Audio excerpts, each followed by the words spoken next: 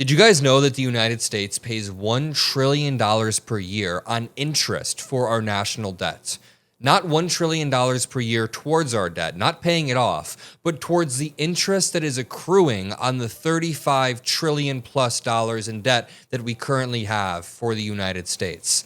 And, my audience is very intergenerational. We have people of different ages, people of different lived experiences, people of different races. I have a diverse audience on the Adam Mockler channel. That's why you should subscribe, drop a like, and join below. So I don't want any of this to be a jab at older people or be a jab at people who are, in their 50s or 60s or 70s. But I will say, nothing pisses me off more than watching Donald Trump and the neocon boomers around him continue to mortgage my generation's future in order to pay for another endless Middle Eastern war.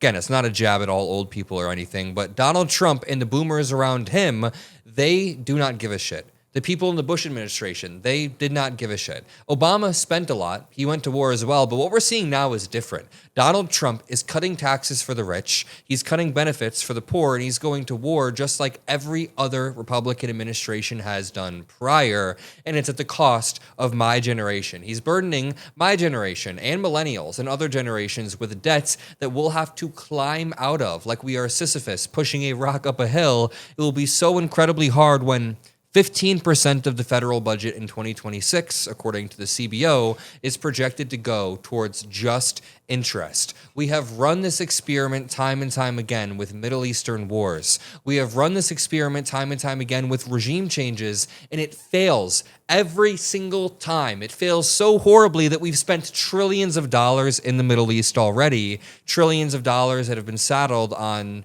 your generation. If you're watching this, you are struggling with it too, because all Americans are, but especially when it gets down to my generation, and I'm 30, 40 years old. I'm currently 23 years old, but in a few decades, this debt is going to be out of control, and Trump is making it worse. You know what makes me even more angry about all of this is that they gaslight us. The Republican neocon boomers and Donald Trump's administration, they will gaslight us and say that it is, quote, fiscally irresponsible to extend the Affordable Care Act subsidies that we were just fighting over. You know how much that would have cost to extend those Affordable Care Act subsidies that the government shut down over, that tens of millions of Americans are affected over? It would have cost $85 billion. You know what they're asking for Congress right now for this war? $50 billion on top of the $10 billion we've already spent, probably more like $20 billion. So we have already spent the exact same amount, almost the exact same amount that would have cost to extend the Affordable Care Act subsidies, therefore allowing tens of millions of Americans to have affordable health care. But instead, no, we had to spend it on another endless war. We can't spend it on fixing up our streets or investing in America or investing in, like Northwest Indiana, where I grew up, for example. I went to school for a bit in Gary, Indiana, at Indiana University Northwest. And Gary, Indiana has some parts that could really, truly use investment. That investment would lead to a flourishing American community, more productivity, more output. But instead, Donald Trump is being dog-walked, drug around by Netanyahu on a leash. And instead of spending money on any of this, we are spending money on bombing a school of 160 children while they're trying to study in Iran. It is disgusting. And listen, I just got a notification on my phone. Minutes ago, all of Tehran's municipal electricity infrastructure was targeted. The city of Tehran, the capital of Iran, is currently in a total blackout. Their municipal electricity infrastructure was targeted and the power supply is out. They said the electricity will probably be back up within an hour, but just think about this. Even though the electricity will go back up, I've seen videos of bombs going off, of fire going down storm drains in Iran. We are unleashing an apocalypse on just 160 school children dying is effing sickening. The amount of destruction caused by our bombs, our tomahawks, should sicken every American. And then to make it even worse, they are saddling Americans with more pain, more economic destruction, my generation with more debt. I'm not trying to make it all about myself. That's not the point here. It's just about future generations of America in general will struggle due to the behavior of Donald Trump, due to this experiment that we have run over and over and over again. How come we're one of the richest countries in the world? genuinely, we are one of the richest countries in the world, and we don't have health care for Americans. How come Donald Trump throws around these lavish numbers, like $18 trillion brought in from other countries via tariffs? He says we have another $7 trillion sitting on the tariff shelf, whatever that means. But we can't spend any of that money on healthcare. We can't spend $50 billion on healthcare. It's because Trump's lying. We don't have all this money on a tariff shelf, whatever the fuck that means. He made that up entirely. He's lying. He's spending this money on Middle Eastern wars. And just to go back to the beginning, he's mortgaging my generation to do so. I mean, he's taking questions right now. And while taking questions, he was asked about the family members of the people who died. And listen, he doesn't give a shit. And as of today, there have been 8 U.S. military fatalities associated with the war in Iran. Oh, wow, it is now 8.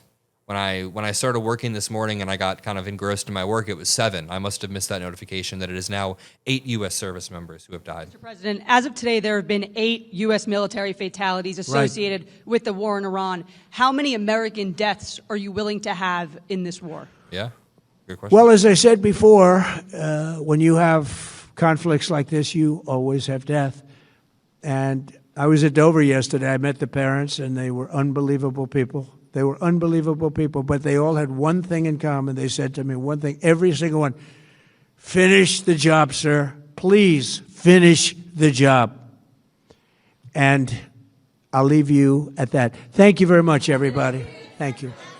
I mean, another thing that pisses me off about this is how Trump and the people around him speak as if this was an inevitability. Like, we were drugged into this war. We were attacked first, is how they speak about it. They're like, well, this is the cost of war, and war is not preventable. Dude, this war was absolutely preventable. We struck in joint with Israel. The only way that we could have prevented this was if Donald Trump just stood up to Israel and said, do not strike, do not do this. We need a plan. We can't just take out the number 1, who's 87 years old, and then take out the number 2, 3, 4, 5, and 6 and have no backup plan whatsoever. That is what they are doing, and this will now turn into another endless war, endless regime change, nation-building venture that Israel pulled us into. A lot of Republicans push back and say this is not an endless war, but that's what it's rapidly turning into.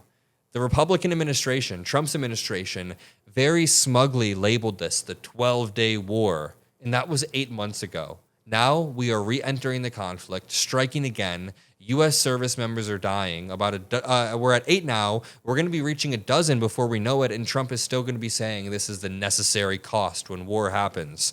None of this is necessary. All of this was unforced. We didn't get attacked first. And again, I am sick of my generation's future being mortgaged for an endless war by Republican administrations. If you appreciate these videos and you like what we do, all that I ask is that you drop a like below. You can check out the Adam Mockler, Mockler Media channel over on Instagram, Facebook, Spotify, TikTok, LinkedIn, wherever you are. We will continue to distribute the news on a daily basis and relentlessly hit these folks hard. I love you all. Peace out.